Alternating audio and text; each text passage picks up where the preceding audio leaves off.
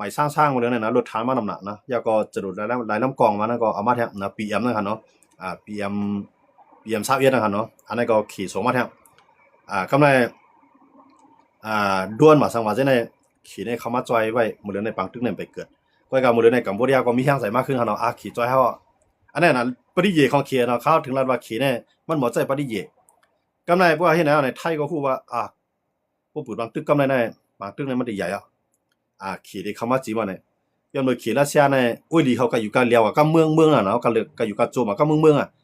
ต่างก็เดมีอิรักเดมีลิเบียเดมีซีเรียเดมีอียิปต์เนาะเมืองต่างเนาะก็ในอเมริกาในกับมังเป็นอิรัก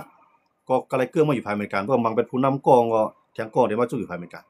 กว่ามังเป็นลิเบียเนาะเหมือนเจ้าหน้าอามากาดาฟีเนี่ยสตาฮุนเซียนว่าสตาฮุนเซียนเนี่ยจะเป็นอันนั้นครับเนาะจะเป็นของอิรักครับเนาะกำในมันจะลิเบียว่าอียิปต์เนาะเขาจะในก็อเมริกันกับพื้นเม็ดผู้นำเขาก็ขึ้นเรียกไรเวเนซุเอลาก็อเมริกันกับพื้นเม็ดผู้นำเขาก็ขึ้นเรียกไรบุญเล่นเกื้องว่าอยู่ภายอเมริกันหมดแล้วนะพวกเขาจะในครับเนาะมาได้เป็นอิรักเนี่ยมาได้เป็นซีเรียเนี่ยมาได้เป็นลิเบียเนี่ยมาได้เป็นอียิปต์เนี่ยเนาะเขาจะในมาอยู่ภายอเมริกันหมดแล้วจังว่าโอ้ยลีของขี่รัสเซียนั้นลดลงกว่าเรื่อยๆเนี่ยจังว่าขี่ก็ขี่รัสเซียก็พวกมาด้วยกัมพูชาเนี่ยติดร่วมแถวหน้าหุ้นเสียเนี่ยติดร่วมมานะว่าไทยก็บังกำในสมรังสีกับจุกอยู่ภายใต้มันตรงเลยครับเนี่ยสมรังสีก็มีเฮียงขึ้นมาเนาะย้อนเบิ่งมังหุ้นเสียกันในหุ้นเสียนั่นแหละติดร่วมมาเนี่ยกำในขี่เนี่ยก็พวกหุ้นเสียร่วมทั้งเมืองเนี่ยหุ้นเหมือนเสียงเมืองกัมพูชาเนี่ยก็ติดกับจุดตะวันตกกันในว่ากับจุดตะวันตกเนี่ยเวียดนามเนี่ยก็กำลอยมาก็ติดพึ่งอิงทั้งตะวันตกมากำลอยจังว่ามันติดจำพี่ในจำขี่มากำลอยจังว่าขี่เนี่ยก็ปีนึงเปลี่ยนก็ย่อขี่รัสเซียขึ้นลาดว่าคือละเนี่ยเขาได้จุกอยู่ภายกัมพูชาตาข่มลมจึงเมืองกัมพูชานั้นเขาได้จุกอยู่ภายกัมพูชาเต็มตัวรัสเซียปืนเผาขี่ปืนเผาเป็นทางการค่ะเนาะไทยเขาได้เขามองเงาลายมันจริงนะในปปสดๆนะไทยได้เนาะขี่นี่ก็เขาเฮ็ดก่อกันมาแต่มือปากปีเชียงปีบนมายาวรัสเซียก็เขาเฮ็ดก่อกันมาปากปีเชียงปีบนมายาวอันเป็นจอมพ่อหลวงนู่เทียนนี่ก็กว่าอุบกว่าโฮบทบประธานาธิบดีปูตินของรัสเซียอุบกันลองจำใจกัน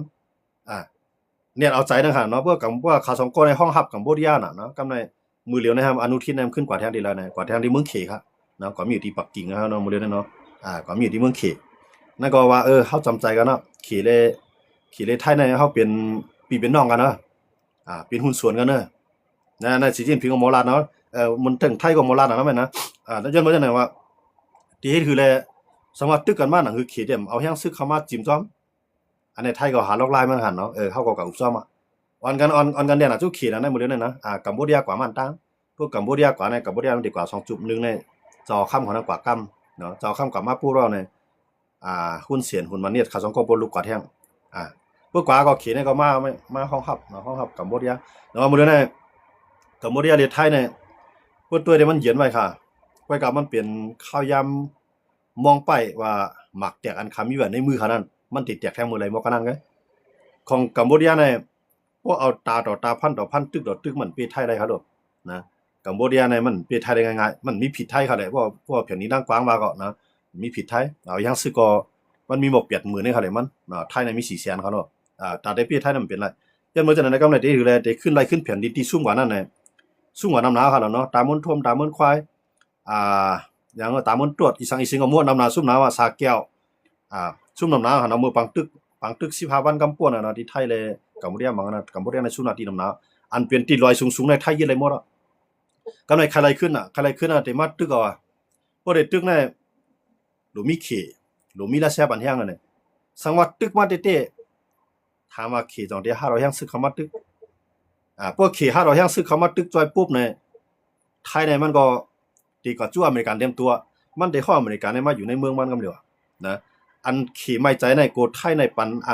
นอเมริกันในตั้งตับซึกในเมืองไทยเนาะมือเดียวในของอันจำขี่ในอเมริกันตั้งไว้หมดแล้วกันเนาะไต้หวันเนาะบ่ตัวได้มัน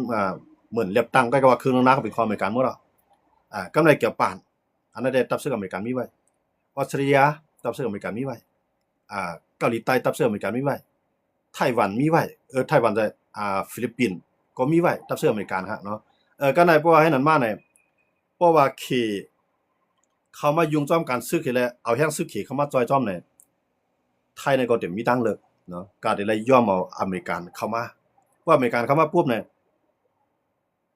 ขี่ในตอนที่ไรเมืองเรียกไอ้อเมริกันในมาไรเมืองไทยเนี่ยมันเลยใหญ่ย้อนนั้นเลยต้องว่าขี่ในไม่ใจตรงนั้นต้องว่าเฮาจอยมันอันที่มันมาจอยกัมพูชาเนี่ยมันเจอมันหักได้จอยจริงก็จะให้เมื่อหักษาอาณามาไว้เสียแล้วอยู่ภายใต้กำมือการไปมังมีเนี่ยมันอยู่ที่กับวางแผนเมืองกัมพูชาเนี่ยวัดผ่านในยันภาษายันบ่เฮ็ดก็ขี่ค่ะที่ในเมืองกัมพูชาเนี่ยเป็นเมืองยุทธศาสตร์ทางการซื้อการไปมังมีกว่าจู้ไผก็จำกูตั้งค่ะเนาะมากับจู้เวียดนามเนี่ยเขาติดกันเนาะเวียดนามเมืองใหญ่เมืองนึงมาจู้ไทยก็ติดกันกว่าจู้มาเลเซียก็จำกันกว่าเลยกูตั้งกับมันก่อนนะก็เป็นเมืองกวาดผ่านกับยันมายันบ่เฮ็ดก็ขี่นะเฮ็ดก็ขี่ในบ่บ่เฮ็ดก็ในกวายได้นะเหมือนว่าเผื่อได้เฮ็ดก็ขี่ตามมีหน้าห้ามเนี่ยอันก็เฮ็ดก็ขี่เนี่ยก็ด้วยครับมีเมืองอะไรขึ้นใหญ่นะหรือสิว่าเรียกลงลงกวาดผ่านลงไงชื่อจักก็ด้วยละเพิ่มยุ่งข้าวมีเมืองไหลจีไม้เมืองเฮ็ดก็ขี่เตรียมตัวเลยมักมีลีเปียนเนี่ยมีเมืองไหลครับ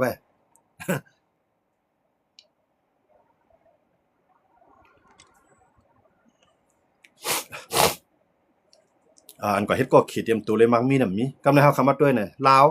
กว่าอันตั้งนั้นก็ศรีลังกากว่านะกำในบังกลาเทศกว่าบังกลาเทศก็มันจะมีหยังครับกูว่าน่ะเฮ็ดก็ขี่กำในอัฟกานิสถานเฮ็ดก็ขี่มีซังนะคนเมืองกอดผ่านน่ะเนาะเป็นโลมองซึ่งได้เป็นโลมองซึ่งเขาดูก็ตื้นมีไว้คั่นล่ะเนาะว่าคนเมืองในกอดผ่านเมืองเฮ็ดก็ขี่เนี่ยก็ในอันเฮ็ดก็ขี่เตรียมตัวก็เขาว่าเนาะเพราะเฮ็ดก็ขี่ตั้งนึงเฮ็ดก็ขี่ตั้งนึงเฮ็ดก็เมืองไหนได้กอดผ่านยันเมืองเฮ็ดก็เขียนน่ะมันสิว่าได้ละซุ่มมันเขียนทั้งหมดยันบ่เขียนให้เป็นเมืองใหญ่บ่เลยกล้าขายดอกมันเนี่ยมันก็ไปมันมีก็ดีก็เตรียมได้เฮ็ดก็เขียนตั้งเหลียวนะมันจังม่านเนาะม่านแน่นอนเฮ็ดก็เขียเฮ็ดก็รัสเซียเฮ็ดก็อินเดียก็อันมันเฮ็ดนั้นซ้ำมันเฮ็ดก็เขียได้ตอนซังเนี่ยตอนตามมีอำนาจกุมทิ้งวันเมืองเฮ็ดก็เขียย่อมออกไปมันมีกูจิกวันในปันเขียที่กำลังเฮ็ดก็อินเดียตอนตักค่าอำนาจทางการเมืองดอกเขียนั่นคือเขียในเตรียมมีปงปองซึ่งมันไรเอาอินเดียเข้ามานะอินเดียในโมเดลนั้นก็เตผ่าเส้นตั้งเอาไว้มาล้านปีน่ะเดี๋ยวความมันที่เขาว่านั่นนะเส้นตั้งลัดซื้อเนาะเส้นตั้งกว่าไกอินเดียก็ได้ลัดผ่านเข้ามาถอดถึงเรียนลินไทยอินเดียในที่ก็คุณพ่อในเฮ็ดมาลัดมาเมืองมานเมืองตุ่มตูนหาเนาะมาถึงเมืองไทยกำในทางตั้งนึงในเขในที่เฮ็ดเอาเดี๋ยวในเมืองเขลัดผ่านมาเมืองใต้แต่บ่ถึงเมืองยักษ์ไข่อันนั้นเขียนได้เฮ็ดมาเส้นตั้งโมเลเนี่ยที่ผ่าศูนย์กลางมาจังได๋เยอะมาเนี่ยตั้งนึงอินเดียก็รู้ได้หลายอเมริกาของเมืองเฮาเนี่ยแถมตั้งนึงเขก็รู้ได้หลายมันชิมกันกินนั่นหั่นเนาะว่าซิๆมันหั่นเนาะต้องว่าเพราะคำว่าด้วยเนี่ยกำในเมืองเตียนที่จับเขนั้นการเมืองเนี่ยที่มันนิ่มเศร้าไหลนะอันที่จับเขการเมืองนิ่มเศร้าไหลยันบ่เนี่ย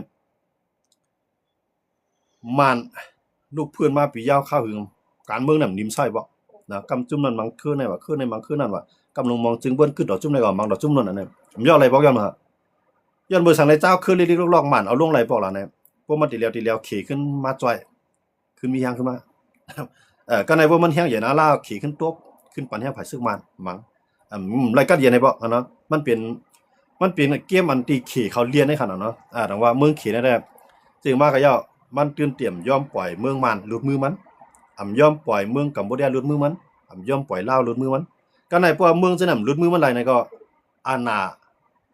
เซานางเมืองเขานั่นนะอาณาผู้นางเมืองเขานั่นอาณาเขาดิมันกึมใช่บ่ฮะกวนเมืองหลักการเมืองไหลกวนเมืองตรงหนึ่งการเมืองไหลกวนเมืองฮันลีในลงปองจึมไหลพอลุกขึ้นมาในกลางสายยื้อตายไหลมีแผวตั้งพิษพอเดี๋ยวตั้งพิษขี่รัสเซียหาพ้องไว้พิษค่าก้นตายเป็นแสนเป็นล้านก็มีดังพิษครับผู้นำวานเมืองอันเฮ็ดก็ขี่ในรัสเซียน่ะมีดังพิษอยู่รู้แดงซึกมันไม่ของแล้วในค่าก้นตายในแสนปลายครับเนาะตั้งกวนเมืองกวนซึกตั้งกวนของมาแนนกับตึกกับตายในหลายแสนเนาะมีดังพิษสังเมียวครับมันในตอนดักขี่ครับว่าเนาะก็จะจึงลุงพาได้เอาตั้งพิษนะเอาตั้งพิษมานเนาะเอาตั้งพิษผู้นำอันเมืองใหม่ปีนกินหรือกวนเมืองในยุโรปเขาตะวันตกของในคำปันเขาเมืองเขาก็เลยบ่เข้าเขาย่อก็เดียวก็ขี่รัสเซียแขนทับมือครับอย่ามาอันเข้าตาเอาตาเอาเป็นอันต่อรองต่อยุโรปตะวันตกเขาเลยตาได้ต่อรองต่ออเมริกันเขาอันหนาเขาพอดีมันกึ้มตาขี่เขานั่นน่ะเขาถึงเอาเมืองเส้นเฮ็ดโคเลยเปลี่ยนตีนเป็นมือตอนตาเขาแต่ว่าไทยได้หมดเลยได้ขี่เนี่ยมันบีบไทยได้เตะๆนะอย่ามาเนี่ยเพราะมันบีบไทยแห้งหนาเนี่ยไทยก็ฮู้ว่าตีเลียนหาทางตะวันตก พวกเรียนหาทางตะวันตกเนี่ยอเมริกาเนี่ยมันใครตั้งในสังในเมืองไทยเนี่ยใครตั้ง1ตั้งตับคือ2ตับกลางหาวมันใครมาตั้งในครับลูกก็ในพวกขี่ในก่อนหนังฮือไทยเดียมปันให้หนังฮือขี่ในหนังฮือไทยเดียมปันให้อเมริกาเขามาตั้งในขี่ในก็เอาใจไทยนะเนาะเฮาเป็นพี่เป็นน้องกันเด้อสูมีสังมาเฮาจอยเลยเต็มที่ในขนาดนะพวกตึกกันมาเนี่ยมันมีกองมาซื้อไอ้นั่นมีกองมาซื้อเนี่ยอันตั้ง2โกขาผิดกันได้ขาเจ็บขาหมาดขาตายขาซุ่มก้อยก็ขาได้เรียนหาเขียนทั้ง2โกเหมือนในกูเมืองนะอันนั้นที่ก็เขียนในเมืองในกูเมืองเฮาอยู่เรื่องกัมพูชาเนี่ยก็มาตัวในลีหลูฮะกัมพูชาเนี่ยยากกินก็หือนะยากกินดันหือในไทยมังเนี่ยก้อยก็ไทยก็ตัวเหมือนคั่นตัวนั้นบนกูเลยบนกูเปิ้นเลยว่าเมืองใหญ่ไปกินเมืองเล็กหั่นน่ะเพราะเตียกันนั่งกัมพูชาในไทยในกัมพูชาเนี่ยมันต่างเมืองลาวเขารู้ตั้งใหญ่มันแฮงซึ่งก็มี80,000ไงเครื่องบินตึกสำมีเสร็จล้ำเนาะมื้อเลยได้อะไรมาเฮลิคอปเตอร์อันดีขี่เขาขายปันเขามื้อเลยด้วยกันเนาะอัปเกรดขึ้นมาอีเนาะก็ในวันก็ทางใหญ่ตัวกัมพูชาในคั่นนะคือถามว่าเพิ่มบางครั้งกำได้ขี่ดีจ้อยเต็มตัวเนี่ยคือถามว่าจังได๋เพราะการกัมพูชามันลืมบ่นว่าปอจ้อยที่กัมพูชาขี่ในไรตั้งนำตั้งหลายไรขายเครื่องกองกังไรคู่ครองเรือลินแต่ลินแนะนำขี่ไรมาตั้งตับซึกก็ในตีเปียดไทยก่อมไรค่ะเนาะปอขี่ในเปียดไทยปุ๊บเนี่ยหลายๆเมืองเนาะตาวันตัวของยุโรปเขาเกี่ยวปานเขาตีมาปันแห้งไทยเพราะว่าปันแห้งไทยเนี่ยมาตั้งตับซึกในเมืองไทยแทงเนี่ยกองในจำข้อเมืองขี่ไว้ตั้งหนึ่งเนาะมันจะเข้าว่าหมดเลยในหลายๆเมืองเขาว่าน่ะคือในเมืองไทยในขณะที่อเมริกันเขาตาวันตัวของมาตั้งตับซึกเขาไรเนี่ยย้อนเบอร์หางเนี่ยย้อนเบอร์ขี่เอานำรูปหลังไว้นะคะเนาะเมื่ออย่าไปกับจุดตาวันตัวก็ได้จอยเมื่อจังไหนการค้าขายจังไหนเนี่ยไทยเขาได้1เขาเฮ็ดก็ขี่กับดิไทยในอ่อนๆกับดิขายหมดเลยด้วยเขาเลยป้ายบ่มีเขาไกวเมื่อเราไทยนะเดี๋ยวผมไกวหมดเขามันไกวนำไหนเอาป้ายบ่มีเขานะการค้าการขายจนกวนนั้นขายร้านค้าเนาะเพราะว่าการค้าขายเรียกๆรอบๆนั่นหั่นนะอันเป็นป้ายบ่มีอีเดียวรอนั่นไกวได้ย้อนเหรอขี่ในมาเฮ็ดแบบเดียวกัสออนกันกับขี่ในมาเฮ็ดเฮ็ดแคมจังกันเนี่ยซ้ำเฮ็ดแคมซ้ำขายโป้งน่ะเนาะขามได้ขามไว้ใส่ก่อนน่ะก็มันเฮ็ดแคมซ้ำขายโป้ออนกันน่ะซื้อของเข็มบ่ล่ะเนาะอย่างบ่จังนั้นในก็ในอันเป็นของไทยซ้ำเฮ็ดแคมเฮ็ดหลีไลมันขำเนาะก็ขายไล่ยามมื้อซังเพิ่นอันเพิ่นมีเงินเอนะเขาเนาะก็ซื้อเงินก็ซื้อของเขเอามาใจตื้อแล้วเพราะซื้อของไทยมันกาดน่ะเนาะเฮาอยู่แรมรถครึ่งนึงลำเพราะซื้อของเขเนี่ยเฮาได้3ลำ4ลำนะเพราะซื้อของไทยได้ลำเดียวมื้อนึงต่อมื้อนึงกันเขได้มื้อนึงในเซต้าก็เขมอกเรือน2เรือนเนี่ยแล้วหลุมมีไหมมันเลยกินจ้อมกาเมเลยกินจ้อมกาของมันเขเนี่ยนะก็ไหนพวกมันแล้วก็หลวซื้อใหม่แท้งมันซ้ำไรกินนำเลยของไทยคั่นน่ะไล่ขายก็ไล่ขายน้ำเนาะขายก็ขายโป๊กขายก็ไล่ขายน้ำแล้วก็เจียวแล้วบ่ซื้อของไทยได้ขำขึ้นน่ะเนาะซื้อปอกในกลุ่มเป็น10ปี20ปีบ่ในรถเครื่องเนี่ยกำไรก็กำมันการนะเบิ่นของไทยในเฮา70,000นำแล้วเนาะเปิ้นของเขเนี่ยเพราะว่าของเขเนี่ยว่าตกเงินไทยหมอกหมื่นปลายแค่มาเฮาเลยมวนดังเนาะมันกว่ากันนำน่ะแต่ว่าเขเนี่ยเอาโลกลายไหนแลเป้ปูนเบื่อนั่นหั่นเนาะเอาโลกลายว่าเก่าในเฮ็ดไรนำเขาขายไรโปเขาเฮ็ดไรไว้มันเอาเส้นต้านในใส่ปีเปิ้นค่ะเขเนี่ยครับเนาะแต่ว่าเมืองไทยเนี่ยพวกป้ายมักมีว่าในหมดเลยในคนเมืองไทยเนี่ยบ่เคยฮ้องใครนะกำไรคนเมืองไทยในพิจัยในสุดนึงในก็เขาพิจัยดอกเขก็อันเขาพิจัยลือเขนั่นซ้ำเขาพิจัยดอกแห่งการยันเมืองห่มตุ้มตู้ในเมืองลาวเมืองกัมพูชาเนี่ย3เมืองน่ะอันเขาจ้างไหนบ่ในเมืองห่มตุ้มตู้ค่ะหมดเลยเนี่ยคนเมืองไทยเนี่ยนะเขาจ้างอีสังนั่นเนี่ยเขาว่าเฮาในมาหิมการหิมงานเขาว่าเฮาในมาเกิดลูกเกิดร่างเพในเมืองเขาอันเบิ่นจังจังได๋ก็มีนำมาหมดเลยนะจังแห่งน่ะอย่าเมืองครับปายมามีตัวก็คำจังอันนี้ภายนั่นเนาะจังอันนี้ภายก็เลยนี่ว่าเขาสิได้มาหิมการเฮาพวกที่ก็ว่าทั้งเขคำพัดว่าเขาเนาะนะก็ว่าทั้งเขในคำพัดว่านะกำไรกวนนั้นจินให้เป็นใจเขเนี่ยเป็นใจเขเนี่ยอยู่จำเฮาลงเขในด้วยถึงเฮาลงอเมริกันในเอาปีปูนเฮาจังนั้นจังได๋เนี่ยเต้ๆเนี่ยเขาเฮียนดีเฮียนลายเขาก็สอนมึงเขาพวกเขายาวจันนิงเมืองไทยได้คำกว่าแล้วเมืองเขกว่าอีน่ะก็เขาก็ตั้งตาวันตกกำนำอยู่ว่าตาวันตกเนี่ยปักเปิงลักเมืองว่าการอุเปิงฟังงามเมืองว่าการด้วยถึงศูนย์ในสินเป็นก้นมันนำเลยขีเต้ๆค่ะนะก็กับพวกก้นจะแนวบ่ยุกยองว่ายุกยองขี่เขานะมันเป็นจังได๋น่ะว่าคนเมืองไทยกำนำแน่อันจังแห่งการยันเมืองห่มตุ้มตู้เฮาอยู่แน่มันเป็นก้นอันที่จุกอยู่ภายเขนะพวกเขเฮ็ดในคำพัดว่าซั่นนะอย่ามาเขในมีเงินเขในมีอานาครับว่าซั่นกำในหลวงปองจึงเขาได้ก็หนังคือทางก็ได้เอาใจเขกำในพวกหลวงปองจึงเอาใจเขปุ๊บเนี่ยหนังอำนาจเนี่ยมันกึ้มนั่นขนาดนะว่าอำนาจมันกึ้มเนี่ยภายในต่อสู้ ผ่านต่อสู้นะครับใครเกื้องสู้ตะวันตกเพื่อผ่านในเกื้องสู้ตะวันตกผ่านไปลงมองซึ่งเกื้องสู้เขในก็ว่าเลือกตั้งมาในเขในก็เดี๋ยวเงินในคำว่าหมอนเอามาหมอนผ่ายผู้มีอำนาจให้ผู้มีอำนาจในยิบได้กำไรเฮ็ดให้กวาดให้อุปเปิงกำไรคนเมืองกวาดผ่านมาในอันนั้นเฮามาแจกอันนั้นหลวงปองจึงมาแจกอันนั้นหลวงปองจึงมาแจกคนเมืองผู้การเมืองเรียบเพี้ยนถึงใต้มือเหนือซ้ำแต่ว่าหลวงปองจึงก็ได้ดีน่ะแจกเข้าไม่ได้เตมันเฮ็ดให้เฮากวาดผ่านเลยแจกเข้าคนเมืองไทยในเขาโจมหนักหมดเลยในเขาไล่โครงการคนละครึ่งว่าโครงการนั้นในเขาโจมฮะก้อยกาหลวงปองจึงเขาก็กู้เงินมา400,000 ล้านในมาแจกคำที่ได้หางานหาเงินในไรเงินมาก็ได้สร้างขวัญเนี่ยที่เต็มเป็นเงินของเขาคำปองใจคำเกื้อถางว่าหลวงปองจึงเนี่ยมาเอาเงินมาปั่นเขาหลวงปองจึงเนี่ยกู้เงินมาค่ะ400,000 ล้านในมาแจกค่ะมาแจกอันนั้นเนี่ยก็ได้ป้ายมามีเนี่ยดีป้ายมามีเนี่ยปั่นสัตว์ที่เขากุ้มกำเรื่อยๆนะกูปองในกวนขายเนื้อไก่เนื้อหมูอยู่ในกัดในซ่าในขายลีน่ะเนาะเหมือนตั้งค่ะเนาะเมื่อเดือนเนี่ยใครได้ขายยังมาในรถตัดในปิกซีในมินิมาร์ทอันตื้อเสียงใหญ่จะเจ้าสัตว์ที่เขาได้เนี่ยเขาขายโป้หมูเขาก็อยู่ไว้ในห้องกูเข้ายามกัดดีนั่นตู่นั่นเน่านั่นเหม็นในกาดในเมื่อวัน2 วันขายยาวก็เหม็นเอาโลกำไรเพื่อก็ซื้อในกาดในซ่าในเขาว่าบ่ใครเข้มนะนื่นก็บ่เข้ม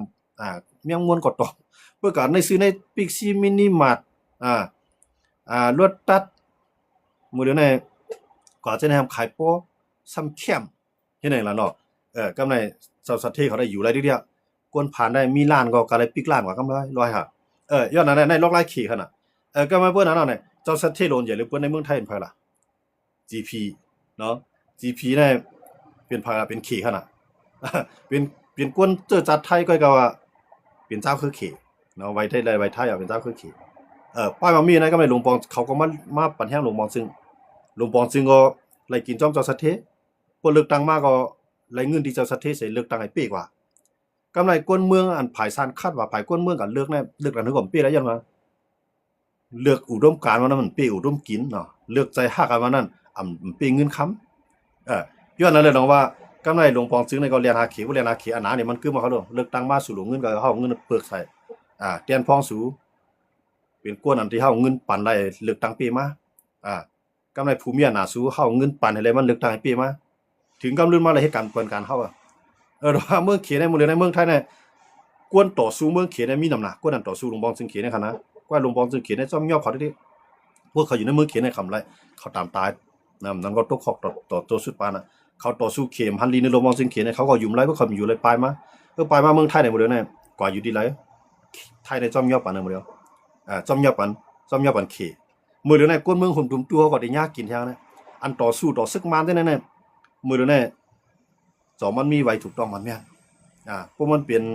กวนตรงหนึ่งด้านการเมืองน่ะอย่าไปมาอยู่ในเมืองไทยเอาส่งมันซึกมาอันนี้ก็ได้เกิดขึ้นนะว่ามันมีอันหนาครับโลอันนั้นมันเกิดขึ้นแล้วนะเหมือนเจ้ากุ้ยเจ้าอุยกูเขาจะได้ยากกินหนาเจ้าอุยกูเนี่ยเขาเป็นเมืองของเขาเนาะอุยกูเนี่ยเนาะเป็นมุสลิมอุยกูนะก็ก็เขก็ยึดของเขาป้อใจดีเขเขาลุกขึ้นมาต่อสู้เขกำลังมาเขว่าสู้ในแจกแผ่นดินเนี่ยเอาตั้งพิษปูนเขาพวกอยู่ในเมืองเขาทงปีกนาปีกตายปล่อยทุกน้ำยื้อตายเขาก็มีตั้งเลือกป้ายอยู่ต่างเมืองขึ้นไว้การเมืองตรงในการเมืองก็อยู่เมืองไหนเมืองเตียนจำใจดอกเขชังยอบเขาก็เลยยอบปันฮะมันเป็นจังได๋ครับมันตั้งนานเขได้มันติอุปเปิงเมืองไหนมันเต็มเอาแฮงซื้อเขาตึกเขาก็แต่อุปเปิงเมืองไหนเมืองนึงเนี่ยวันดังสุดเนี่ยมันเดี๋ยวป้ายมังมีเขาได้เพราะว่าป้ายมังมีเขากับเนี่ยเอาน้ำนั้นเข้าน้ำมันเข้ากว่าเนี่ยมันจึงหลวงปองจึงในเมืองไทยเข้ามาในแล้วเนาะก็ในมันเป็นหลวงปองจึงมีอันน่ะเพราะมันตกลงกว่าเนี่ยต่างก็ขึ้นมาเตี้ยนเนี่ยป้ายมันมีขีมันติดตกมันติมีคู่เคียงกันนำมันเนาะมันจึงว่าเสียนตั้งเข้ามาในกันละไผเฮ็ดไรโป้เลยเผอซ้ำเฮ็ดแคมซ้ำเฮ็ดไรหลีก็นั่นได้ไรกว่าค่ะเนาะเพิ่นเฮาประมูลเคียงกันก็ได้เพราะว่าเขซื้อไว้เนี่ยโครงการใหญ่ลงจังได๋เป็นก้นเขก็อะไรที่ย้อนว่าย้อนเบอร์หลวงปองซึ่งอันมีอันน่ะมันเป็นเขก็เงินหมวนไว้เนาะเป็นเขก็เงินหมวนไว้มันขึ้นมามีอันหนาครับเนี่ยสิพวกมาเคียงกันพวกก่อนในมาเนี่ยปันก้อยกับพวกก่อนในมาปันเฮ็ดพวกประเทศเราเนี่ยเฮ็ดท่านก็คือเหลียวมาขึ้นเฮ็ดใหม่ไหลเงินแท้เฮ็ดอันไหนดอกว่าเมืองไทยนี่ก็โครงการอันใหญ่ๆในขี่ไรบ่ล่ะว่าเฮ็ดเส้นทางว่าเฮ็ดทางด่วนเนาะเส้นทางด่วนเส้นทางโขนี่นะครับนะปิขี่ครับเนาะเฮ็ดเฮือนเฮ็ดฉางจังได๋อันใหญ่ๆนะโครงการโรงแรมโรงหรือเซาเกี่ยวกับโรงปองซึ่ง เป็นโครงการเขตได้เด้อนะใช้หน้านั่นได้เดียวเดี๋ยวนี้เดี๋ยวมาโครงการเรียกเขตเนี่ยขายโป้ก้อยกำโป้ขำนะก้อยกำมันขายโป้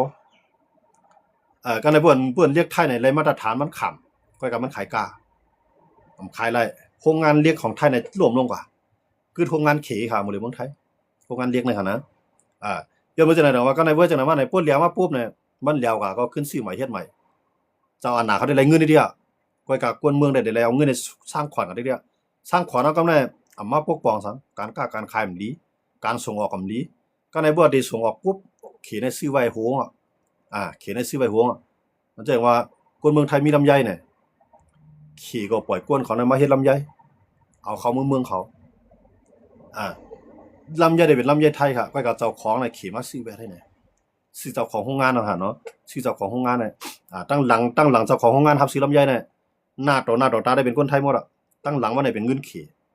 คนไทยออกนากันขนาดหมดเลยในรัสเซียก็เฮ็ดขี่ก็เฮ็ดไหนเมืองไทยในย่านไหนก็ในหลวงบองซึ้งใน